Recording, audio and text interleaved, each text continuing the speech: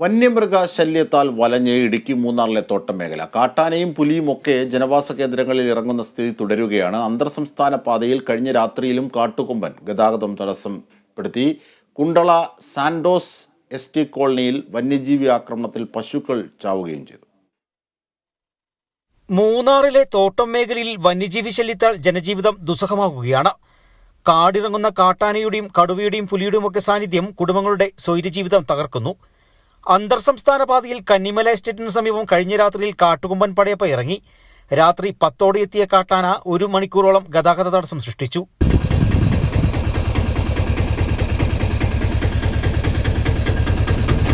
ഇരുദിശകളിൽ നിന്നെത്തിയ വിനോദസഞ്ചാരികളുടെ വാഹനങ്ങളടക്കം റോഡിൽ കുടുങ്ങി.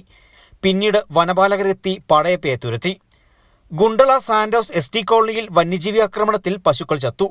ഷൺമുഖന്റെ 4 പശുക്കളാണ് ചത്തത്. ഒരു പശു ആക്രമണത്തിൽ നിന്നും പരിക്കുകളോടെ രക്ഷപ്പെട്ടു. ഉപജീവന മാർഗമായ കന്നുകാലികൾ നഷ്ടമായതോടെ എന്തു ചെയ്യണമെന്നറിയാതെ കണ്ണീരിലാണ് ഈ തൊഴിലാളി. 4 மாடையும் கிளி வந்து அடிச்சிருச்சு.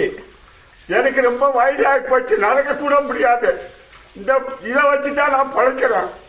பையன் என் பேரன் நல்லா படிச்சுட்டு அவனும் தன்னால இந்த மாட்டால பெரும்பாடுபட்டுக்கிட்டு இருக்கான். அவனால போய் 10 மாலை காணலன்னு பார்த்தா புலி அடிச்சு கிடக்கு. 4 மாடு. நீங்க கண்டிப்பா சர்க்காரில் எப்படியாவது நீங்க இந்த புலியை பிடிக்கவும் செய்யணும். எங்களுக்கு மழை இந்த வயசுமான நேரத்தில் என்ன செய்ய நீங்க தான் காப்பாற்றணும். മേയാൻ വിട്ടിരുന്ന പശുക്കൾ തിരികെ വരാത്തതിനെ തുടർന്ന് നടത്തിയ പരിശോധനയിലാണ് പുതുക്കടി കുണ്ടള റോഡിന്റെ സമീപത്തുള്ള ചതുപ്പിൽ പശുക്കളുടെ ജഡം കണ്ടെത്തിയത്. ഈ മേഖലയിൽ കഴിഞ്ഞ 1 മാസമായി കടുവയുടെ ശല്യം വർദ്ധിച്ചതായി പ്രദേശവാസികൾ പറയുന്നു. Bineesh Antony, Kerala vision news, Idukki.